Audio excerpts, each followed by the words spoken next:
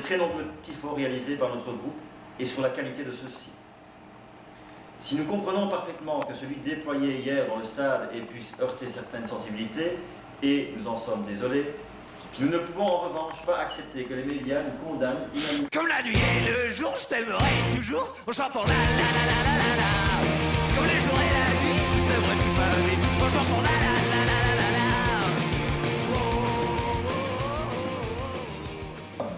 En toute logique, ce serait le supporter qui considère son club un peu comme son bébé, à plus forte raison lorsqu'il s'agit du Standard. Dès lors que l'on touche à son bébé, le supporter peut sortir les crocs. Le supporter est donc dans l'émotionnel.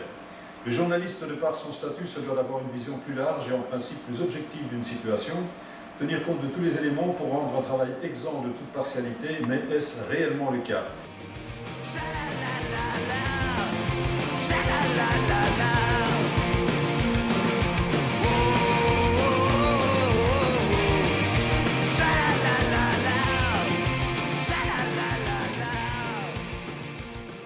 Avec ce qu'il se passe dans le monde pour le moment, c'est vraiment indécent. Peut-on lire ou entendre de ci et de là? Et alors? Certains se demandent-ils vraiment si les ultras du Standard ont voulu faire un clin d'œil aux pratiques de Daesh? Faut être tordu pour s'imaginer ça. Limite adepte de la théorie du complot.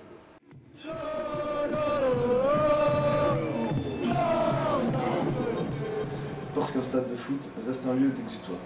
Un lieu où la tolérance sociale est forcément un peu plus importante qu'ailleurs. Comment expliquer sinon les coups de boule, les fractures et les insultes propagées sur le terrain de football? Le problème de ce tifo, et quoi qu'en pensent peut-être ces insticateurs, c'est qu'il tombe sans doute au mauvais moment. 24 heures seulement après une vidéo montrant un otage japonais décapité par des membres de l'État islamique. Moins de 3 semaines après les meurtres perpétrés dans les bureaux de Charlie Hebdo.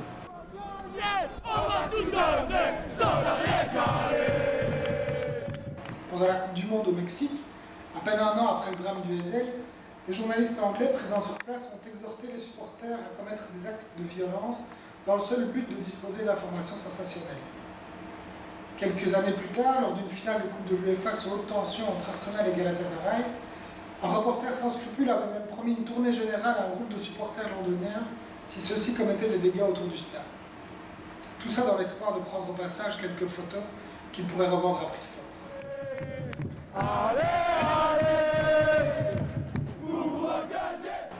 Face à ces images, je suis honteux d'aimer le football.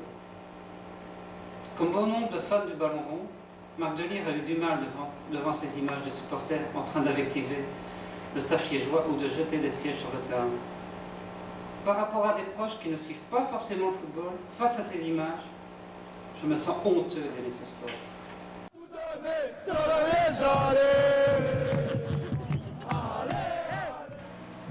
Mesdames et messieurs, la Cour. Après 2 jours d'audience, le tribunal a pris sa décision concernant l'affaire du tifo à Standard-Anderlecht. Après 48 heures, à lire et écouter les éléments à charge, les ultra-infernaux sont reconnus coupables.